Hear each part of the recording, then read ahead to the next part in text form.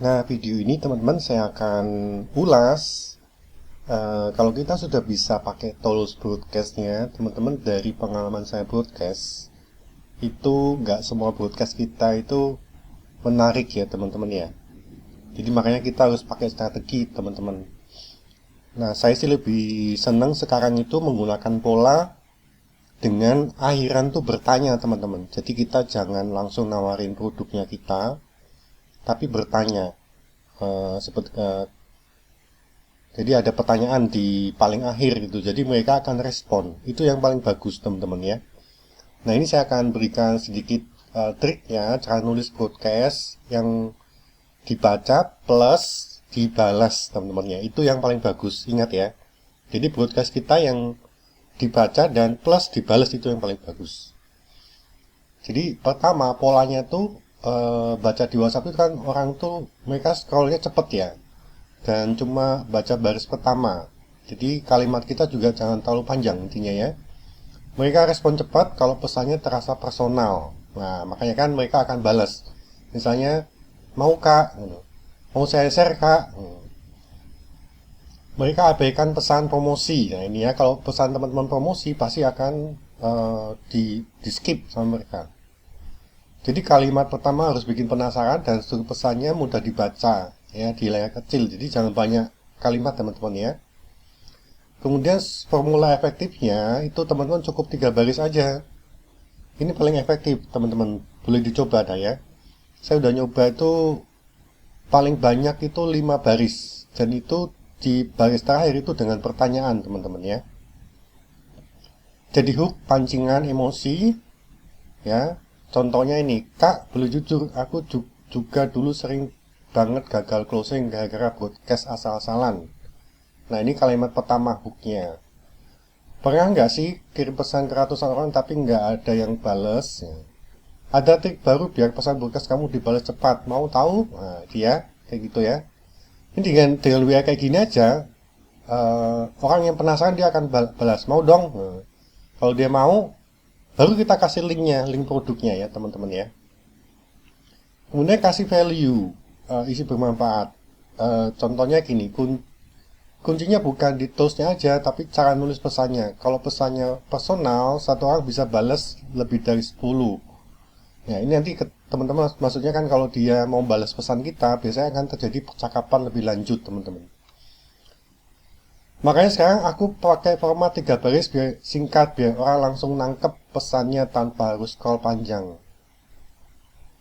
Ya kan? Di kelas ini aku bakal tunjukin caranya step by step, ya kan ya. CTA, call to actionnya teman-teman ya. Nah ini yang bagian terakhir biasanya kalau saya sih lebih suka pertanyaan karena dia akan balas gitu. Setuju nggak kak kalau podcast harus terasa kayak chat pribadi? Nah ini tanda tanya ya. Ketik yes kalau mau aku kirim contoh format pesannya. Mau aku kirim template broadcastnya kak? Nah ya kan pertanyaan semua kan ya. Nah jadi dengan kalimat terakhir seperti ini itu orang akan cenderung balas teman-teman. Ini saya udah coba banyak sekali pesan dan memang yang menarik itu yang tiga konsep ini dan orang langsung balas gitu. Nah sekarang copywritingnya gimana teman-teman ya supaya responnya bisa naik ya. Gunakan nama awal kalau bisa ya. Jadi teman-teman kalau bisa punya database tuh nama sama nomor WhatsApp ya. Lebih menarik daripada halo kak gitu ya. Jadi kalau ada namanya kan lebih personal ya. Pakai emotion secukupnya ini ya. Jadi senyum, terus ada logo menyala gitu ya. Nah ini lebih bagus teman-teman ya. Idealnya 2 sampai 4 emotion per pesan. Hindari blok teks panjang ya, jangan panjang-panjang. Gunakan baris pendek, spasi atas kalimat minimal 3 sampai 5 baris ya. Kemudian gunakan bahasa percakapan. Hindari yang formal teman-teman ya. Jadi jangan terlalu formal. Yang terhormat Bapak Ibu, nah itu kalau bisa nggak usah ya, pakai yang bahasa percakapan aja. Nah, ganti dengan nada ringan. Kak, mau aku share infonya dikit ya. Nah, kayak gitu-gitu teman-teman ya. Contoh aku punya, kemudian ciptakan rasa penasaran ya. Aku punya satu trik yang bisa naikin respon broadcast 3 kali lipat. Mau tahu? Contoh ini ya, pesan broadcast yang efektif itu contohnya kayak gimana? Jadi misalnya kayak gini ya, yang edukatif ya teman-teman ya. Ini saya berikan yang contoh yang edukatif teman-teman. Pernah ngalamin kirim broadcast tapi nggak ada yang bales. Ternyata kuncinya di cara nulis pesan. Kalimat pertama harus bikin penasaran dan terasa personal. Mau aku kirim contoh format pesannya, Kak? Nah, ya teman-teman ya. Ini saya rasa sudah sesuai dengan kaidahnya, teman-teman ya. Ingat ya, tadi hook yang pertama formatnya ada hooknya, kemudian yang terakhir diakhiri dengan call to action. Jadi ini harus membalas pesannya, teman-teman ya. Ini contoh yang edukatif, teman-teman ya. Kemudian contoh kalau misalnya kita mau soft selling ya, soft selling teman-teman ya. Hei kak, banyak yang nanya aku pakai tools apa buat kirim pesan 1000 kontak tapi tetap personal.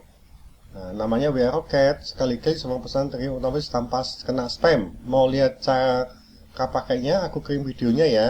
Nah, ini yang terakhir udah pasti akan membuat orang merespon. Kalau dia tertarik, dia ya kirim ya. Kemudian contoh lagi, bagian kelima kita akan bahas ini ya, kunci emas jangan jualan di pesan pertama. Ya, jadi kuncinya teman-teman ya, jangan jualan di pesan pertama. Broadcast pertama bangun kepercayaan, broadcast kedua edukasi, nilai tambah, broadcast ketiga baru tawarkan produk dengan alasan kuat. Ingat ya, bahwa orang beli itu bukan karena promosi besar, tapi karena mereka merasa kamu ngerti kebutuhan mereka. Itu betul sekali ya teman-teman ya. Makanya teman-teman kalau bisa database-nya itu dikelompokkan.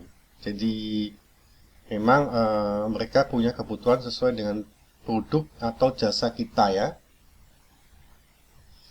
Oke teman-teman, kita akan lanjutkan nanti di video berikutnya mengenai strategi-strategi WA Blast atau broadcast ini ya.